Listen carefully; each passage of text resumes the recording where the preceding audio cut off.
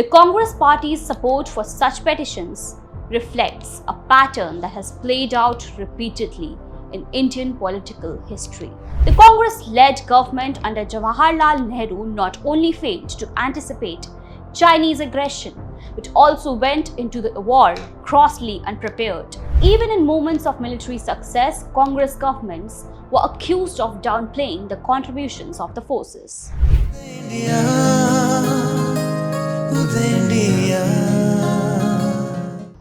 From neglect to honor, the shifting political narrative on India's armed forces. The Indian armed forces, with their legacy of unmatched courage and sacrifices, have long served as a bedrock of national security and pride. Yet the political treatment meted out to them over the decades reveals a stark contrast between two eras.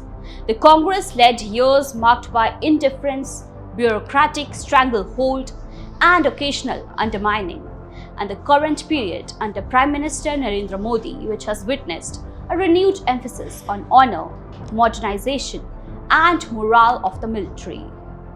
The recent dismissal of a petition by the Congress-backed National Students' Union of India (NSUI) seeking a judicial probe into the Pahalgam terror attack by the Supreme Court is not just a legal event.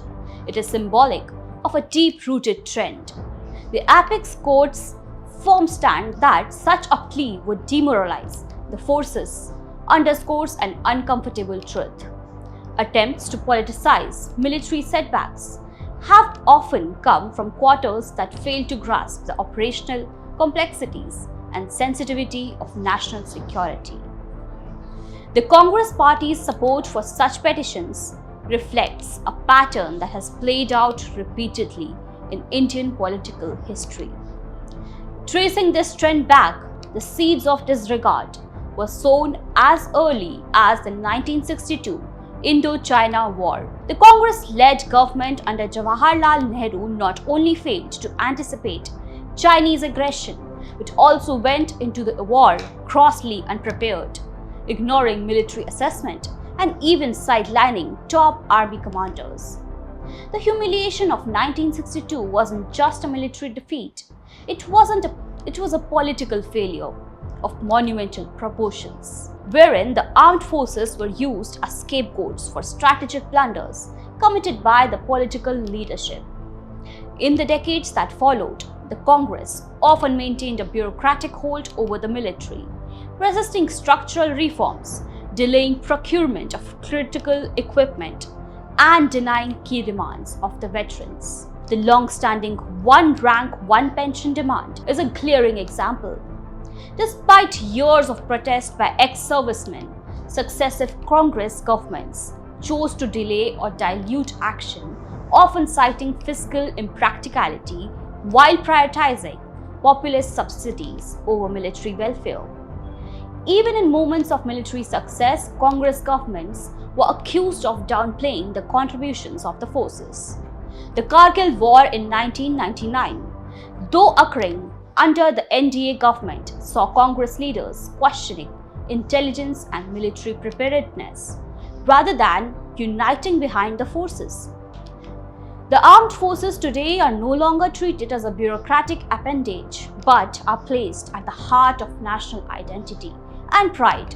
One of Modi government's first major decision was to implement OROP, fulfilling a decade-long demand in move that had symbolic and material significance. Beyond pensions, the Modi era has been marked by aggressive modernization of defense capabilities, be it through procurement of Rafale fighter jets, boosting indigenous defense production under Atmanirbhar Bharat, or setting up the Chief of Defense Staff Post to ensure better coordination among the three services. Crucially, the Modi government has not hesitated to give the military operational freedom while taking full political ownership of their action.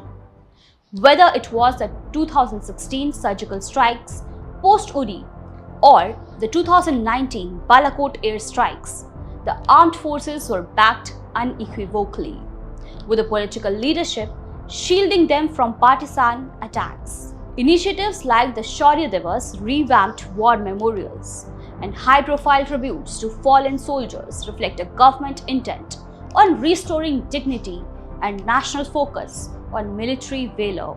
In a sense, the Congress's legacy has been one of aloofness and at times latent distrust towards the armed forces, while the Modi government has placed the military at the heart of its nationalistic vision.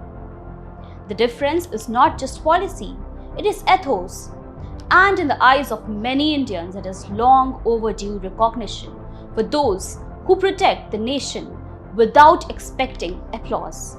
This was it for today. For more such news, stay tuned with Uday India.